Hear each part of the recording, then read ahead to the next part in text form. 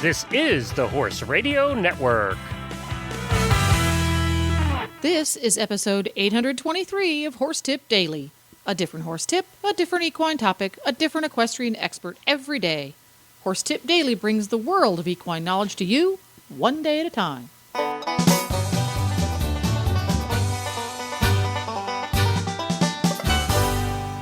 Greetings, horse people. Coach Jen here, and thanks for tuning in to Horse Tip Daily.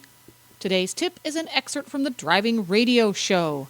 Dr. Wendy Ying and Glenn the Geek talk about the seemingly endless variety of red, itchy, scaly, scratchy, or oozy bumps that our horses seem to come down with. And we'll get right to our tip after this shopping tip from EquestrianCollections.com. Hi, Glenn here from the Horse Radio Network, and I am with Debbie from Equestrian Collections with their product of the week. Hi, Glenn. I am so excited to report that we have Pro Chaps, Half Chaps back up on our website. I love these things. The reason I love them is because they cover the gamut of all sizes. They go all the way from tiny to not so tiny.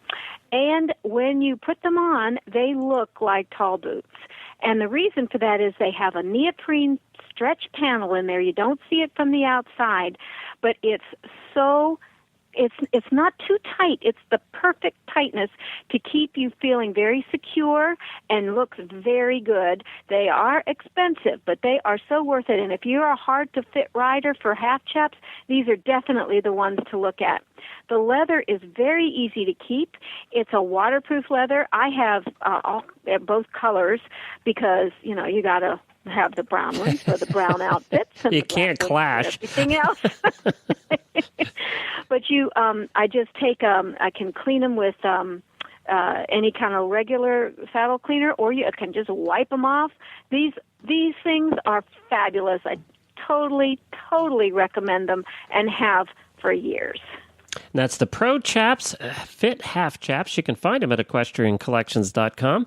Just go to Equestrian Collections and search for Pro Chaps, and they'll come up. And pay real close attention to the size chart. There's a very, very detailed size chart when you go to look for your chaps. And don't forget to sign up for our Savvy Shopper program. Those are weekly emails that give you the first crack at the best sales and all the best information on our products.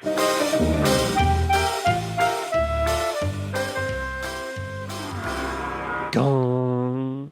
Okay, well, Glenn, last week was black bumps. Ew. You were talking about bugs coming out of the skin last week. You were just trying to gross me out. I know, but did you see that's a hot new topic on the internet now? I am kind of attributing it to the driving radio. It was all you getting it started? Yeah, but it's gone viral, like this Onchocerca cervicalis. Remember we were talking about that? Yep. And then it went viral from this Australian site, so I was really excited about that. Maybe one of our Australian listeners brought it up. But we have quite a few of those. I know. So, but, you know, that's the thing is I think, and I always wonder this, like, because I'm not a person doctor, why don't I deworm myself every 8 weeks? Because all mammals get parasites. I must be loaded with parasites, and I never deworm myself. You know, I actually thought about that the other day, too. And I kind of thought, why do they get them and we don't? We do. Oh. I mean, these things affect humans, too. Certain things don't. Like, we don't get the Onchocerca, but we must. I mean, we get tapeworms. We get all kinds of things. So why aren't we being tubed? I don't know. We have to ask Dr. Kyle. I don't know why. So this week we're talking about red bumps. Red bumps. So and if you missed, let me just say, if you missed last week's show, just go back and take a listen to it at drivingradioshow.com, where we talked about black bumps and creepy things. This is a really common thing when I go to see a client. I usually am not called out for the bump, but it's just an incidental thing. Like, hey, doc, can you look at this bump? So I told you about black bumps last week, and this week is red bumps. That's a good way to split them up. So red bumps are a little bit more serious than the black bumps in some ways, because by the time they get red and goopy, they're like really inflamed, and it's kind of like, it probably starts off as a little just nothing, but they can slowly turn into something that's really bad. So the first one is the squamous cell carcinoma. So that's a cancer of all mammals, and it's usually on pink skin. And in people, squamous cell is not a huge issue. Like, yes, you need to go to the dermatologist and get that looked at. But in horses, it actually is a pretty big issue. It's a very slow-growing tumor, but it can be insidious and spread. And in fact, it's the number one internal tumor of horses.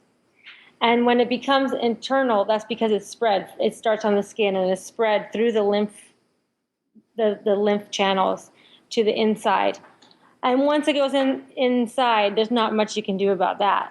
And also, it's the second most common tumor of horses on the skin. The first being sarcoids, which we talked about last week. So squamous cell carcinomas, you'll usually see them on the third eyelid of, horses that have a pink third eyelid. Yep. You've seen that. Yep. It can invade there. It can also be on all the mucocutaneous junctions, which that means where, like your mucosa, like the inside of your mouth, where it attaches to the skin part of your lip. So that's a mucocutaneous junction. So on your lips, the vulva, the penis is a very common place that you get squamous cell. So it's always important to check those areas. And sometimes squamous cell will start off as a little bit of a red. It looks like a red cut in the corner of the mouth. And you think, oh, well, maybe I was too hard with my bit or whatever. But if you have a non-healing wound like that, that's something to ask your vet to look at and consider squamous cell. It's very treatable if caught early. And the number one treatment, of course, is surgical resection. And so you want to do that as early as possible, right? Because you want to cut it out when it's a little piece. And then you want to follow it with chemo and an herbal formula. When I have squamous cell, I like to give a topical herbal formula and also an oral herbal formula because there is the chance that it can metastasize. And also, even if it doesn't metastasize, it can recur in the same area. So this is something like once your horse gets a positive diagnosis of squamous cell, you need to do something about it, and then you need to watch it even after you do the surgery to make sure it doesn't come back. Or you can jump on it as soon as it does.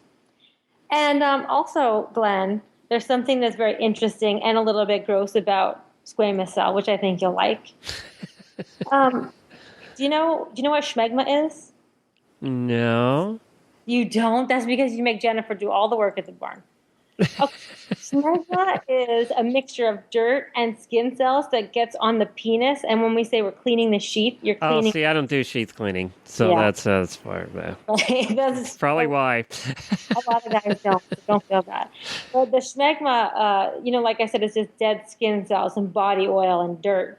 But that can get in the little place by the urethra of the boy horse, and that forms the bean. Yep, I know about beans. And so also, some people don't know this, but in girl horses, in the clitoral fossa, you also have schmegma that accumulates there. And schmegma is thought to contribute to squamous cell carcinoma formation. Can I give hold on 1 second. Let me just apologize to everybody that's trying to eat lunch right now. So, okay, the mandatory disclaimer. Go ahead. I told you from the beginning of the show, we don't have to do this. This is just the tip of the iceberg, schmegma. But this is something that's really important that you, especially if you have a horse with pink skin, you really need to make sure they have that you get their sheath clean. And if you don't want to do it, get somebody at the barn to do it. Or if they don't like it, you can have your vet come. Usually once or twice a year when they come to do teeth or something. Horses that really do not like their sheath cleaned, we can sedate them for their teeth, and then while we're doing their teeth and they're still a little bit sedated, we can do their sheath. So that's the big one, squamous cell. The next one sometimes looks like squamous cell, but it's called summer sores. Have you heard of summer sores? Oh, yeah, we get them up here all the time. Mm-hmm. Yeah, actually, Beaker has one now, and my sister-in-law's horse gets them all the time. I mean, it's a Florida thing, that we get a lot of them. But once horses get them, they always seem to reoccur too. You can get rid of one batch, and they're going to get them again. Right. And summer sores, they look like proud flesh. And in fact, technically, they are proud flesh, but they're proud flesh that's caused by the larvae of a worm. Okay. Right? So the worm Habronema. And that is an intestinal parasite of horses. So what happens is the horse picks up the Habronema on the ground or whatever, the eggs, just like it picks up strongyles. Okay? And they eat the worm, and then the worm breaks out in the tummy, and then the larvae gets passed in the manure, and then the stable fly will eat the larvae, usually in like the first or second stage in the manure. Then the larvae develops into a couple more stages in the fly. Then when the fly, like say your horse has a cut, or this is another one that is sometimes thought to be squamous cell because it's also on the third eyelid. The flies, will land in the third eyelid and deposit larvae in that tissue. Then the larvae, that's not where they're supposed to be, right? They're not supposed to be on the skin of the horse. So they don't develop fully. Their life cycle is broken there, but they cause a really big inflammatory reaction. And that's why you get the big knot of granulation tissue. Ah, okay. So what you're having is an allergic reaction to this larvae that's burrowing into the skin. So that you see them very commonly on the third eyelid, mucous membranes again, in wounds. Like one of the most common places I see it is when you have a horse that clips his ankles behind and always have like a little bit of a knot on the inside ankle, and the flies get on there, and then they get then it turns into proud flesh, and the people are not sure that that's Habronema because they think it's just the horse kicking itself constantly.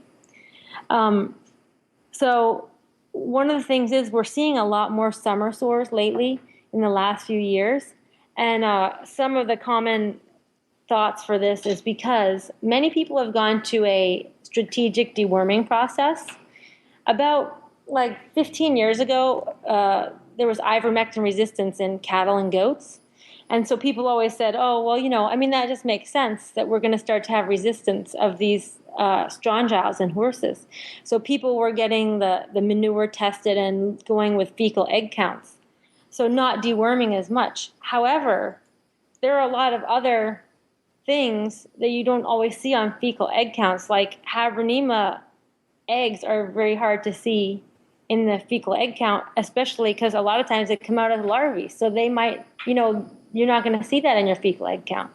So in the past, we used to just deworm with ivermectin or Panacur every 6 to 8 weeks. We would break this cycle of this larvae. Now, when we just look at fecal egg counts, it's giving these worms a lot more time to reproduce and to infect your environment.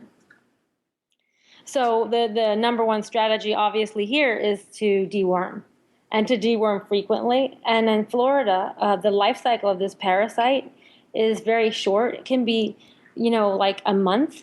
So for your sister that has this recurring all summer, she might need to deworm with ivermectin once a month for, 3 or 4 times. Now, there are actually some people that said, oh, you put the ivermectin right on the skin. Oh, yeah, you can do that. Yeah. Because the way ivermectin works, it disrupts the some cell receptors in the larvae. So it will kill those bugs if you put it directly on there. Because when you put it in the horse's mouth, that's going down into their gut, and the worms are getting the ivermectin on their body. That's how they absorb it. Okay, so that makes it makes sense if they're on the skin. Yeah. Right. And so if you didn't put it directly on there, you have to give a very high dose of ivermectin to get the levels of chemical out to the like foot or wherever this. Mm-hmm. So putting it on there is a very good treatment. Another thing you want to do is you want to get rid of the inflammation. So for me, I use gold and yellow, which is a herbal formula that I use on all kind of like doggy hot spots and things like that, which has coptis in it. I've talked about that before on other shows. And I also use the stasis breaker cancer cream, which is something I talked about last week. But what I'll do is I'll mix these things in with some SWAT ointment. You know SWAT ointments. Yeah. Yep. So if you don't want everybody to know you're using SWAT, you can use the clear stuff. You can make clear stuff now, but you really need to stop the flies getting on there, because the flies not only aggravate the condition but bring more bugs there. And like, say you're going to put ivermectin on the wound, you can even rub it in that cream. You don't want to use too much ivermectin. Like I said, maybe once a month, because ivermectin in high doses can cause neurologic problems in horses and dogs. So don't just think more is better, but, be cautious with it. And one of the other things I really like to use on that is aluminum spray. Have you ever used the aluminum spray? No, huh? It's actually like it's almost like a liquid bandage, and it's very drying. And I like it because the flies can land on it, but it takes them a while to get through there. So I like aluminum spray on a lot of cuts like that. And I mean, I don't think it totally cuts off the air supply to the worms, but what it does is it really dries out that area.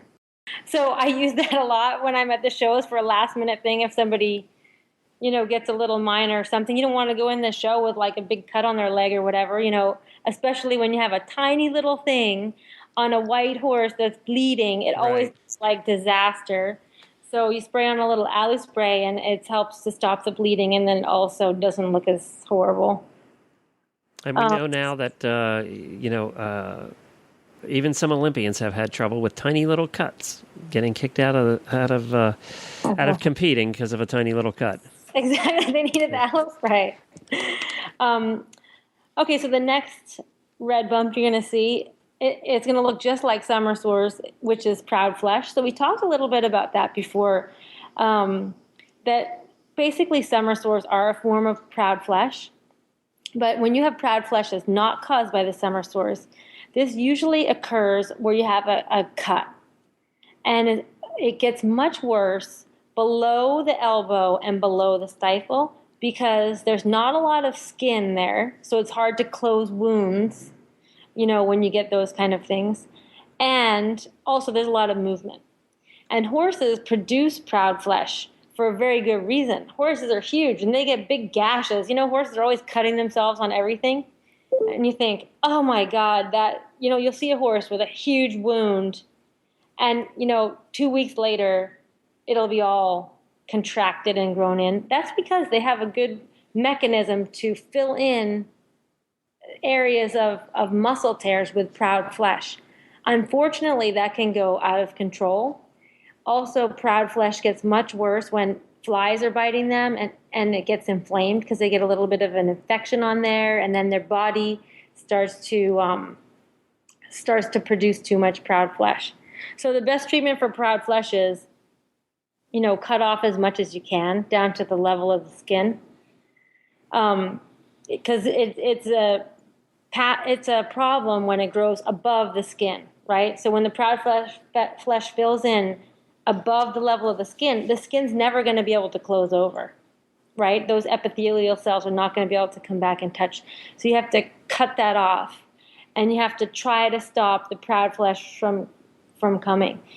And interestingly enough, proud flesh, I know it looks bad and looks really sore, but it actually doesn't have any nerves. So you can really scrub at that and keep it down. I use it once again, that golden yellow cream and some stasis breaker and the SWAT fly spray. You can use the aloe spray if you want. And one of the things I do use, which I'm going to just admit it right now, Glenn, I use Panalog ointment on proud flesh a lot, which is a steroid, but this is the only time I use steroids. Uh-huh. But I'm going to admit it because this is like an emergency. Steroids aren't the devil's work, or maybe they are the devil's work, but sometimes... You don't want to do that right before you're competing. Let's qualify that. Yeah, don't do it right before you're competing. But it is just a topical steroid cream that's made to help this inflammation. Got it. All right, now there's one more that I brought up specifically for you. Okay, this is another good one, I'm sure. Yes, It's called pitheosis. Have you ever heard of pitheosis? No, but it just sounds bad. Oh, well, its common name is swamp cancer or Oh. fluorosis. Anything called swamp cancer, it can't be good. Yeah, swamp cancer. So this is like a little bug. It's called Pythium insidiosum, and it's not a true fungus. It's actually a pseudofungus. So it's a single-celled organism. So these kind of things, like Lyme's, the Lyme's disease organism is single-celled organism. Those are hard to kill, right? Because they're not killed by antibiotics. Right. They basically hide. They hide. Yeah. So Pythium insidiosum, it's this little bug that it lives in stagnant water. It's actually, it usually lives on plants. It's like a plant parasite.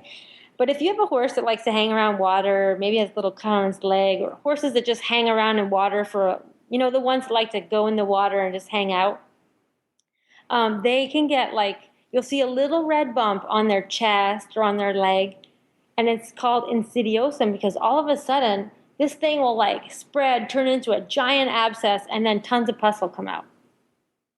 And they call it Florida leeches because each one of these little tracks in their wound opens up and starts to drip out tons of pus and chew and all this stuff, and it looks it just looks like leeches coming out of the skin. Oh.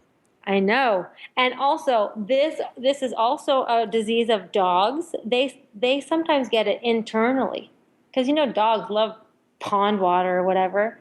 So it was a really serious problem when the dogs get it internally because, the treatment for this, you have to excise it. So in dogs, it's pretty extensive surgery. Also, because it's an insidious disease, you might not know your dog has this until they can't eat, or they're vomiting a lot, and then you open them up and inside is this horrible swamp cancer. Horses, they tend not to get it inside, they tend to get it just on the skin, but also, like I said, people have also been known to get this. So what do you do to get rid of it? Well, you cut off as much as you can, and like I said, early treatment is key if you're going to have to cut something off, right? So don't wait. Then you can give antifungals, but the newest treatment for that is it's a type of vaccine they use, and you can use it while they're currently infected. And that has shown to be the best treatment for that, along with the antifungals and the surgical incision. So this is one I would not treat with herbs immediately. I would do acupuncture to make sure that they are strong in their immune system, but I would go straight to the surgery, antifungals, and the immunotherapy. And interestingly to note, whenever there's a zoonotic disease, people are always like, oh my God, I don't want to touch that because I'll get that. And while there are diseases like that, in this disease, it doesn't spread by contact. So if you have a horse with this, you're not going to get this disease by touching that horse. Okay, well, that's good to know. I know. Or you're not going to get it from your dog. Because who wants to have that? Who wants to have that? And cats actually have been known to get it. But, I don't know how they get it because cats hate the water. Yeah, that's true. That is true. But so, what we have, last year we had so much rain, and we're having quite a bit this year too. But there was a lot of standing water in the fields, and you'd see the horses just standing in the middle of the water, just hanging out. Yeah, and that's it. It's the ones that like to stand there because their skin gets kind of wet, and then it allows this organism to enter their skin. Okay, well, that's enough of that for one day. I know, this is a gross show. We're going to have to put a rating on it. I know, we're going to have to rate it. No children allowed at this show. No. Well, thank you, Dr. Ying. You're welcome. It's good information. We need to know it. You do need to know it. Even if it's gross, we all have to deal with gross stuff with our horses sometimes. Horse people love gross things. You know that. You've been to dinner with horse people talking about abscesses and thrush and whatnot. So it's us horse husbands that don't love it so much. No, we maybe have to do a little segment on the horse husband show, talking about you can ask the guys the grossest thing that their wives. Oh, that's a good one. I didn't think about that one. No, because it'll always be something involving, like schmegma is right up there. Yes. When you have non-horse people and you talk about, oh my God, I had to go in and get this bean, blah, blah, blah, blah, blah. Gross. Yeah, we don't do that. We don't do sheath cleaning. That's off my list. That's out of my, I don't care. My horse or not, Jennifer does it. That's just the way it is. And that's a wrap. For more tips on everything from barn care to websites for horse people, go to horsetipdaily.com and look for the topics drop-down menu on the left. If you just can't get enough of Dr. Ying and Glenn, you can listen to them every week at drivingradioshow.com. You can also find more information on horse health at Dr. Ying's website, 5 Elements for Animals. And don't forget to support our sponsors here on Horse Tip Daily because they make these podcasts possible. Today's podcast has been brought to you through the generous support of EquestrianCollections.com. The Horse Radio Network and the Horse Radio Network hosts are not responsible for statements of guests or their opinions. Use your own judgment when listening to the tips provided by the experts on Horse Tip Daily.